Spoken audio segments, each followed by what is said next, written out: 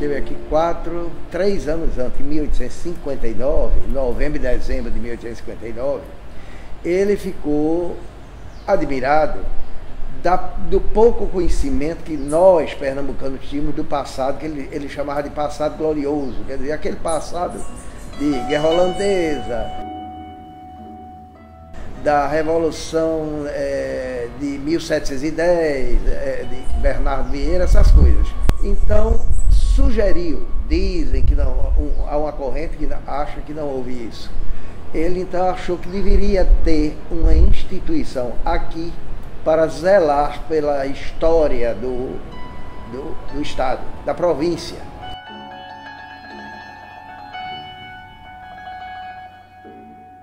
Então foi quando, eu acho que o conselheiro Portela, Machado Portela, ele resolveu convocar, existe um papelzinho, ele é pequeno, com o nome, convidando, dizer, convido o senhor, e as pessoas receberam. E vieram várias pessoas para formar essa instituição.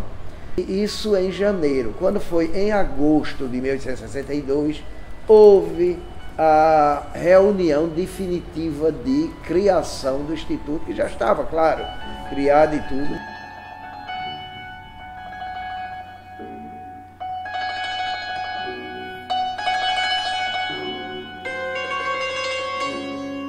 O objetivo era para se reunir e conversar e discutir, trabalhar sobre a história de Pernambuco.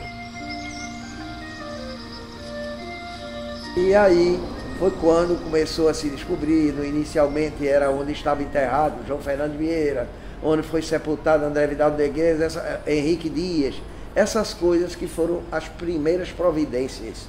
E há nas revistas do Instituto, que aliás a primeira revista nossa é do ano seguinte, é de 1863, e já falando nisso, da descoberta do túmulo, eu acho que de Fernando Vieira.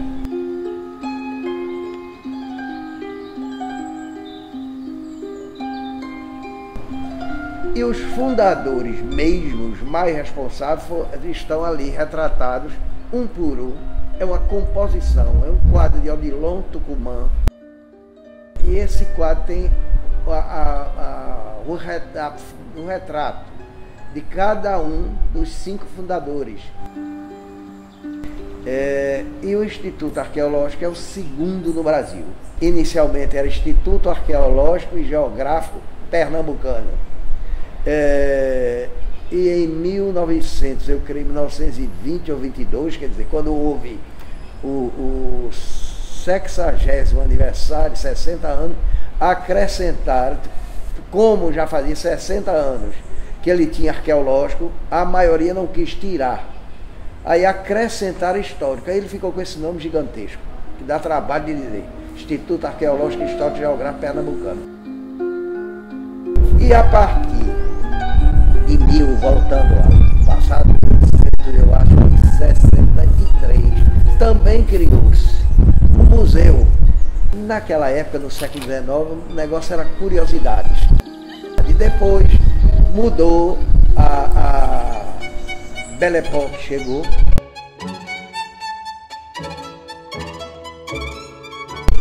E mudou inteiramente a maneira, o estilo do mobiliário, mudou tudo. E aí foi quando o pessoal, ao se desfazer, mandava sempre uma peça aqui para o Instituto. Por isso que nós temos tantos móveis no século XIX.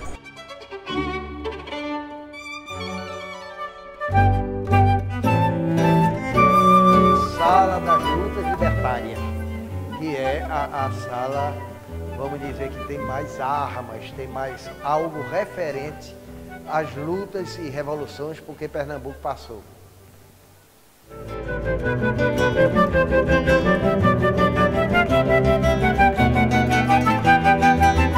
Nós estamos vendo aqui um painel representando a primeira batalha do Guararapes, que é têmpera sobre madeira. João Fernando Vieira mandou, em 1668, isso está dito no Valeroso Lucideno, que é a história da vida dele, uma biografia, e que tinha mandado pintar por um pintor de sua casa, quer dizer, um pintor conhecido dele, tinha mandado pintar as duas batalhas dos Guararapes.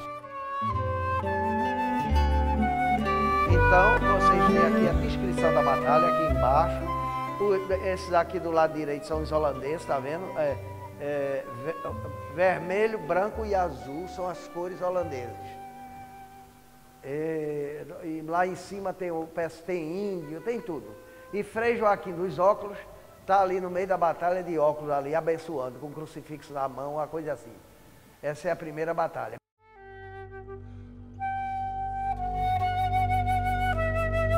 Pernambuco, no século XX, teve dois grandes escultores, Bibiano Silva e Abelardo da Hora. Bibiano Silva na primeira metade do século XX e Abelardo na segunda metade, entrando pelo XXI. Então vocês estão vendo ali, aquilo ali é Frei Miguelinho, feito, esculpido por Bibiano Silva. Frei Miguelinho é dos próceres da Revolução de 1817. Aqui está um canhão que foi encontrado em Paudalho, depois da Revolução, e mandou-se fazer essa carreta, porque na realidade estava lá só o canhão. Quando houve o pretenso arcabuzamento de Frei Caneca, lógico que o juiz tinha que assistir. E o juiz levaram esta mesa que está aí, vocês estão vendo, levaram essa mesa para poder o juiz botar o processo em cima, sentar. Houve uma recusa do enforcamento, houve uma recusa dos 3 pessoas que foram chamadas para enforcá-lo, que não quiseram. E o terceiro disse que não ia, apesar de ser condenado à prisão perpétua, o juiz disse, concede sua liberdade agora. Ele aí disse, eu não vou fazer isso com o frade. Aí o juiz, sentado nesta mesa, teve que reformar a sentença para arcabuzamento e não mais enforcamento. As cadeiras são cadeiras do século XVII, reformadas no século XVIII. Quer dizer, essa curva em cima que ela tem foi posta depois. Tanto é que o couro de baixo é diferente do couro do encosto, porque como foi mexido o encosto no século XVIII, então ficou diferente. Uma coisa interessante é a carpideira. As famílias antigamente, quando estavam de luto, colocavam uma peça dessa, que parece uma urna funerária, na sala, e ia chegando cartões, ia chegando telegrama, ia botando aí dentro. Era a carpideira. O banco foi o banco do Engenho Antas, do Marquês de Olinda, esse banco.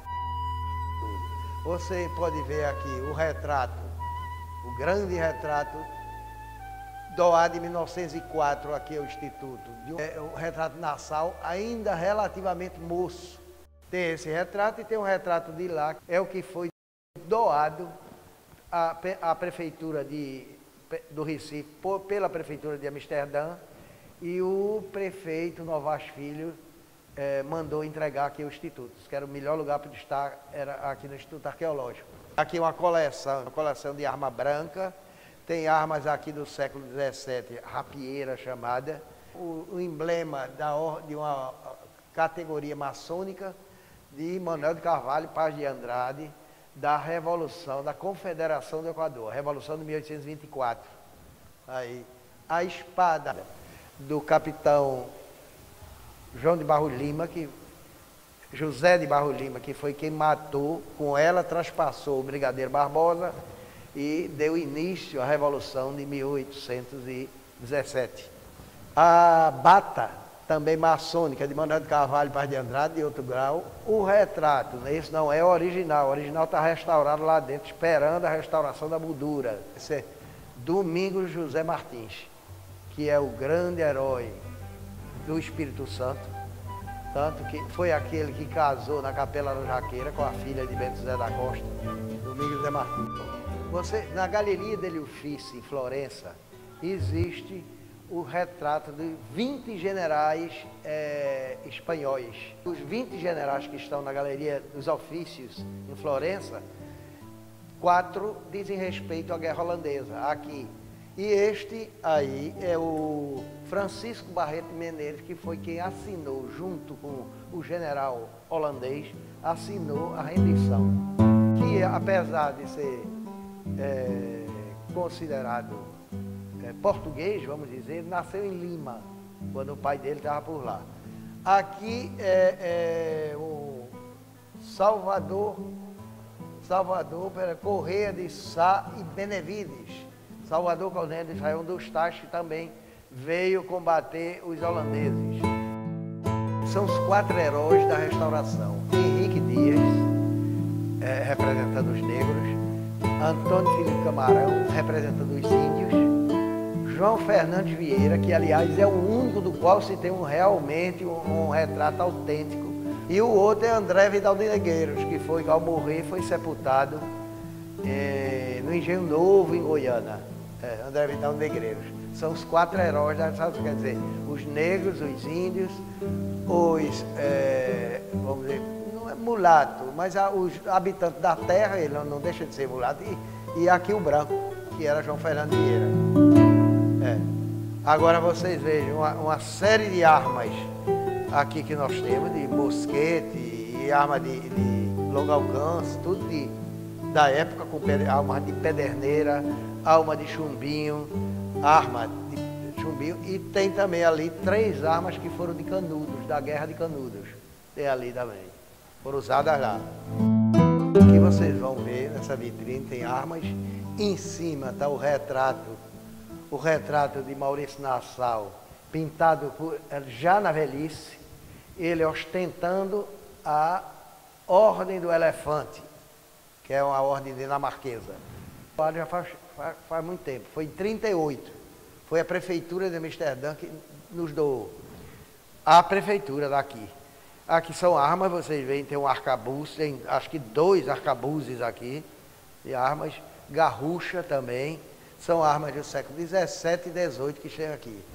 E nessa parte aqui você está vendo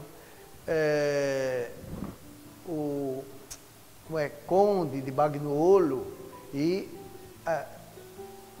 Matias de Albuquerque, o nosso maior herói da restauração, Matias de Albuquerque. Matias de Albuquerque descendia, não sei se era filho ou neto de Jerônimo de Albuquerque. Esses quadros são quadros antiquíssimos, provavelmente dos fins do 17, início do 18, é uma cópia do que está lá.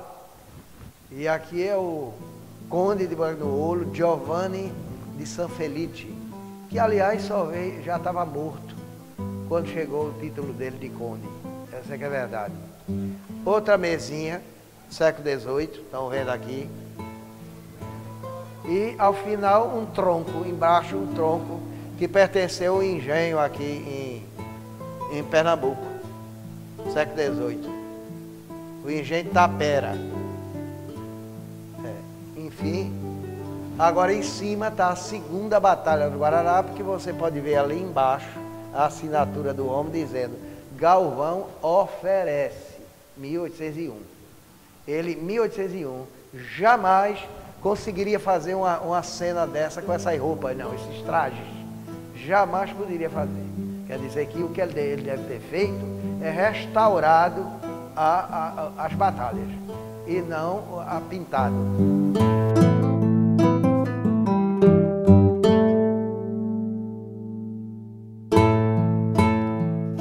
Aqui é o marco que dividia, segundo a maior parte dos sócios daqui, dividia a capitania de Pernambuco da Itamaracá. Foi chantado em 1534. Agora, havia uma corrente aqui no Instituto, porque ainda hoje a região é chamada de Sítio dos Marcos, que existia um marco da feitoria de Cristóvão Jacques, que é de 1516. Agora, fora o marco, você vê busto de personagens ligados demais aqui ao Instituto. Essa figura ilustre foi o maior mentor do Instituto. Se ele não tivesse existido, isso aqui não existia mais. Chama-se Mário Carneiro do Rego Melo, jornalista Mário Melo. Ele foi a alma e a vida disso aqui. Atrás tem um busto feito em Paris de Alfredo de Carvalho, que teve a maior pernambucana, vamos dizer, do Brasil, era dele. Ele comprava livro. E aí, quando foi no final, que ele morreu jovem, parece que com 44 anos, uma coisa dessa. Aí a viúva pôs à venda a biblioteca, criaram a comissão na Assembleia para examinar a livraria toda. E foram examinar onde estava o filho do próprio governador, Zé Bezerra Cavalcante Filho. E aí os deputados, os 3 deputados, disseram essa supina ignorância, dizendo que a biblioteca tinha muitos livros em inglês, francês, alemão, latim, grego, espanhol, e que não valia a pena comprar para a biblioteca pública aquele acervo, porque ninguém ia entender, ninguém ia ler. E o outro ali é Frei Caneca, e ele está com a chamada palma, a palma do martírio, que todo santo tem essa palma, é a palma do martírio. É Frei Caneca aqui, e este aqui é Oliveira Lima, que foi quem nos mudou o nome. Foi Oliveira Lima quem pediu para o cara sentar o histórico. Ele, em vez de ser arqueológico e geográfico, arqueológico, histórico e geográfico. Uma gravura de Dom Pedro II, grande. E aqui você vê ó, o cofre da arca do século XVIII, das 3 chaves.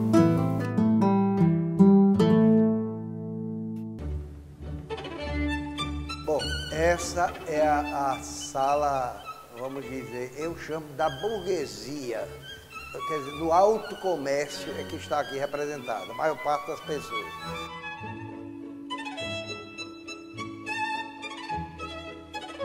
Por exemplo, ali atrás está Albino Silva, comendador Albino Silva, que era o pai do conselheiro Rosi Silva, da Avenida, e pai de outro que foi prefeito do Recife. Um era Francisco de Assis e o outro José Marcelino da Rosa e Silva. Essa firma, inclusive, durou até poucos anos atrás, mais de 150 anos. Albino Silva Comércio S.A.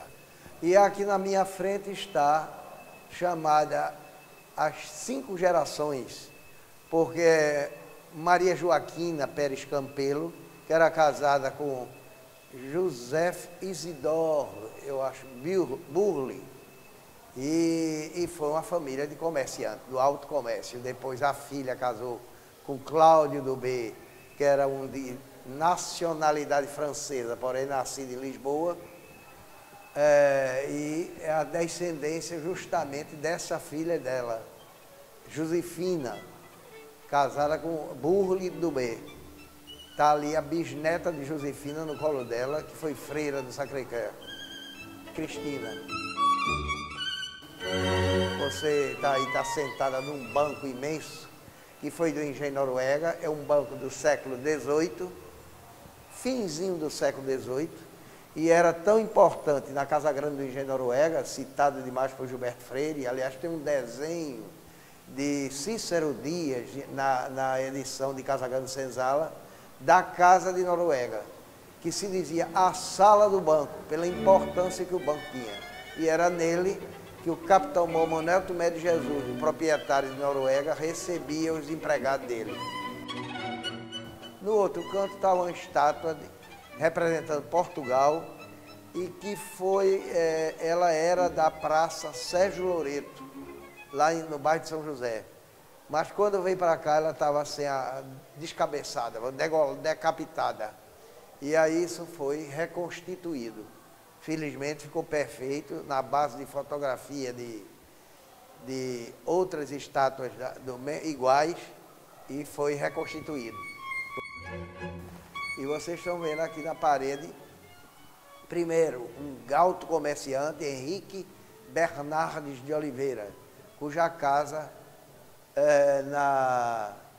na beira do rio, lá na Madalena, era uma casa belíssima, neoclássica. Ele, a mulher dele, ele era irmã da Terezinha de Oliveira.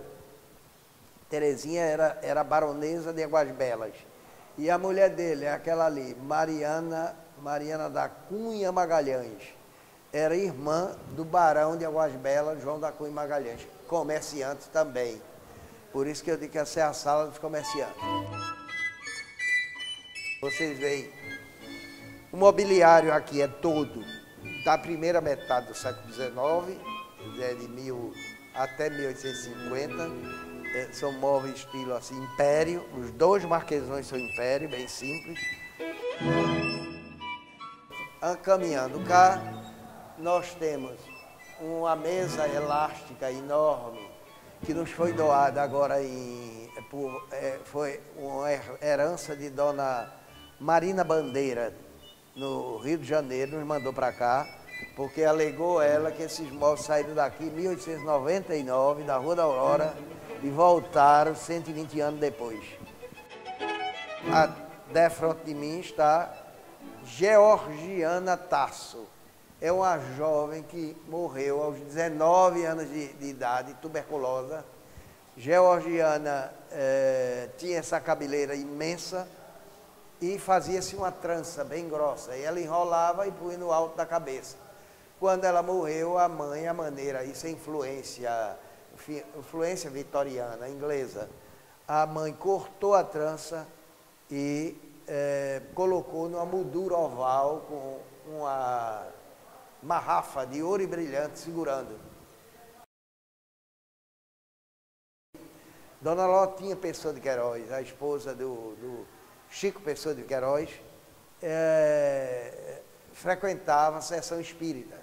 E ela apareceu numa sessão espírita dizendo que não tinha paz enquanto não colocasse a cabeleira dela no túmulo, lá no cemitério de Santa Mara.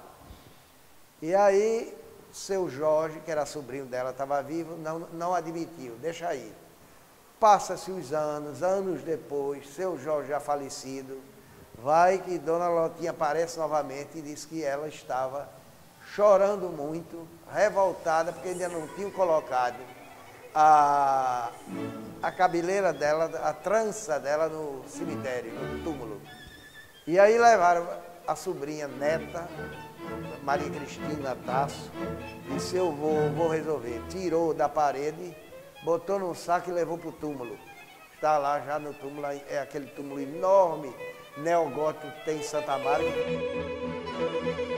Ali é a baronesa de Veracruz, baronesa de Veracruz, sobrinha e esposa do barão de Veracruz, Manuel Joaquim Carneiro da Cunha. Deram do engenho Monjope e Tamataúpe de Flores. Bom, mais adiante, vocês veem aqui Mariana Lóio de Oliveira Lóio, eu acho, filha deste Henrique Bernardo de Oliveira, e foi nora do Visconde Lóio, casado com um dos filhos do Visconde. Morreu, aí fizeram esse retrato.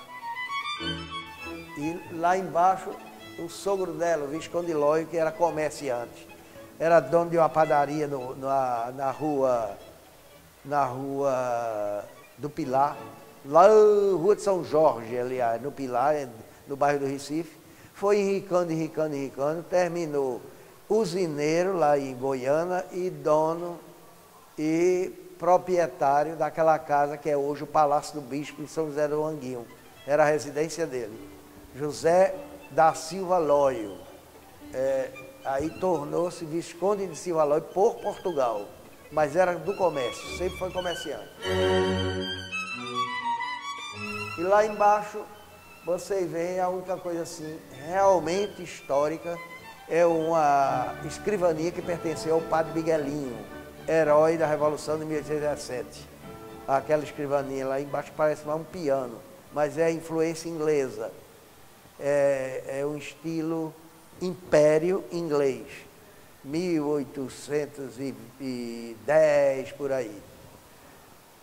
E o retrato a óleo ali, vocês estão vendo José Pedro Veloso da Silveira, conhecido por Zé Pedro das Lages, porque ele deixou 13 engenhos. O engenho Lages era o engenho sede onde ele morava. É uma figura interessante porque foi a pessoa mais conservadora e reacionária da Revolução Praieira, mas por incrível que pareça, era o avô de Zé Mariano, e acho que era tio ou pai de Pedro Ivo Veloso da Silveira, o célebre Pedro Ivo, que Castro Alves dedicou a ele até um poema. E ele foi da Revolução Praieira. Enfim, ele tem uma história interessante. Ele disse ao repórter, uma vez, não existia repórter, mas o cronista foi entrevistá-lo, e ele aí disse, verdade, o cronista perguntou, é verdade que o senhor matou de mano própria 125 pessoas? Ele disse, não, é mentira. De mano próprio eu matei 175. Eu chamo onça. Ele tem uma cara de onça mesmo. Devia ser mal que era uma coisa. Enfim, Zé Pedro das Lajes é avô de Zé Mariano, grande tribuno e abolicionista. Aqui, à direita está o comendador Baltar e a esposa Carolina Ferreira Baltar. Eram também do alto comércio e moravam lá na Beira Rio, junto do Henrique Bernardes de Oliveira, lá de baixo, na Madalena. Você está vendo ali no cantinho, porque está escondida pela vitrine, Dona Anita Lundgren Grosk, que foi a única mulher dos 4 irmãos, a única irmã dos 4 irmãos Lundgren, que foram industriais aqui, comerciantes. Aqui é uma vitrine com peças que pertenceram, ali você encontra um cálice que foi do Barão de Itapissuma, uma compoteira do Conde da Boa Vista, e mais, enfim, uma série, a xícara que João Pessoa tomava chá na confeitaria Confiança quando foi assassinado, e essa estátua aqui que foi restaurada a pedido nosso e que estava ali fora presa e hoje está aqui dentro para se proteger, porque senão desaparece. Agora vejo também aqui essa peça antiga, uma floreira, e pronto, é o que nós temos aqui. Colocamos o telefone que eu tinha em casa, você pode levar para lá, e era daqui também, tem um que era daqui. E você vê pela simplicidade do modelo, que é o modelo do início, da primeira metade do século XIX. E esses dois ao centro, 2 tremóis, peça rara, difícil de ser encontrada, porque ela é um console grande com um espelho. Isto era usado exatamente nas casas grandes, entre uma janela e outra, da janela do lado da luz, que era para poder clarear o ambiente ali entre as janelas. Aí tinha esse espelho.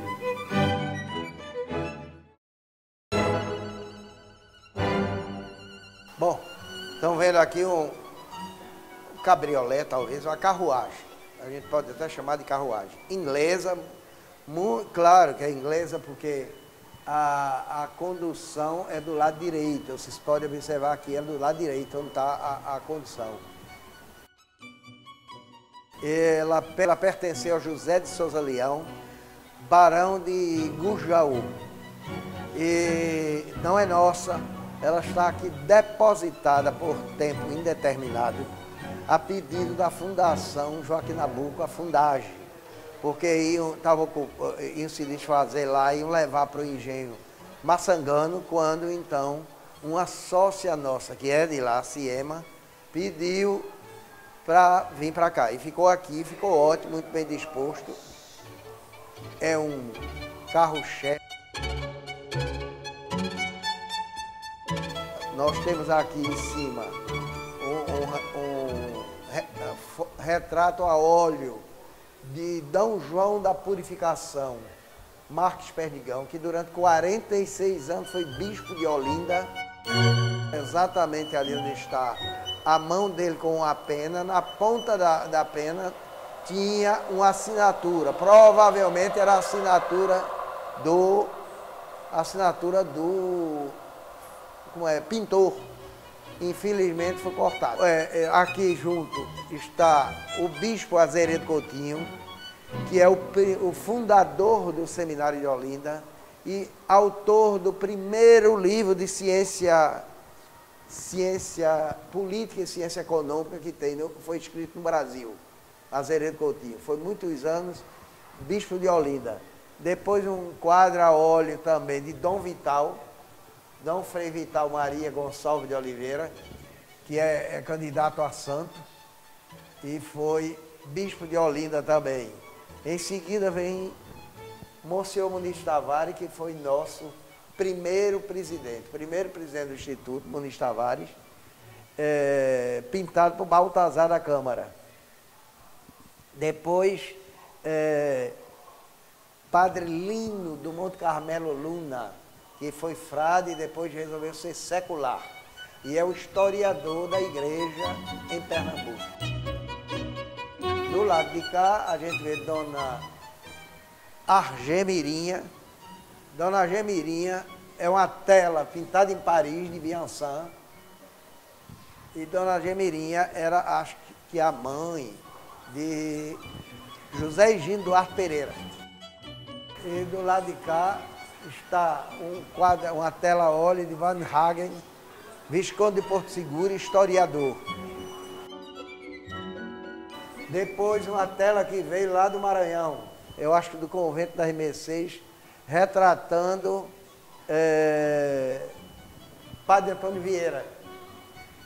E em seguida vem o Luiz Salazar Moscoso, desembargador Luiz Salazar Moscoso da Veiga Pessoa e Melo. Tem um púlpito da aula magna, que era do colégio do ginásio pernambucano, já está aqui no Instituto, eu acho que há uns 80 anos. E lá atrás, aí só andando para lá, porque você vê uma vitrine com louças monogramadas e brazonadas de titulares pernambucanos. Bom, o armário, como eu falei, foi da casa de Mário Melo, depois do falecimento dele veio para cá, e eu consegui que fosse restaurado há muitos anos para colocar a louça, os pratos que nós tínhamos, e pratos de titulares pernambucanos.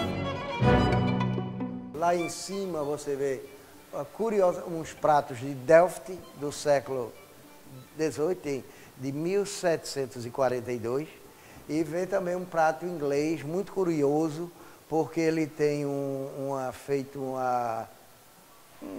reguinhos dentro e uma parte mais profunda, que era o prato de assado, onde nessa parte mais profunda ficava o molho, e à medida que se ia cobrindo o assado com molho, ele ia escorrendo por esse reguinho e ficando na parte mais profunda. É um prato inglês do século XIX.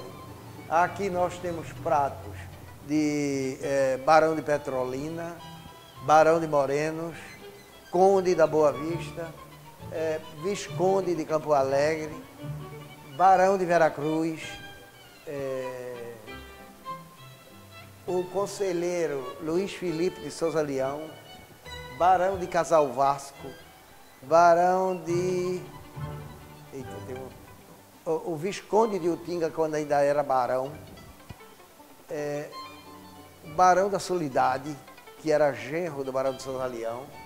E embaixo a gente vê Conde Corrêa de Araújo, foi governador de Pernambuco, Visconde de Albuquerque. Eita, tem um outro. E tem também de Camilo Pires Falcão, que foi o herdeiro de Dona Ana Rosa Falcão de Carvalho, a madrinha de Joaquim Nabuco. E mais tem um prato do Augusto Trajano de Holanda Chacon, que era o avô de Dulce Chacon e bisavô de Vamiré. Foi uma doação de Vamiré. E embaixo de tudo, um prato que foi do serviço do comerciante José Joaquim Gonçalves de Barro e a mulher Custódia Policarpa de Carvalho Poggi. Veio uma escarradeira doada por Zé Luiz e 2 pratos. Um da coleção já era do Instituto, o azul, o outro o verde foi doação de Zé Luiz, representando ambos a mesma paisagem, quer dizer, a curva lá da rua do Benfica, indo da praça, indo para lá, para o Lago do Esporte. Pronto, e tem um prato também do Barão de Ipujuca, fora as travessas.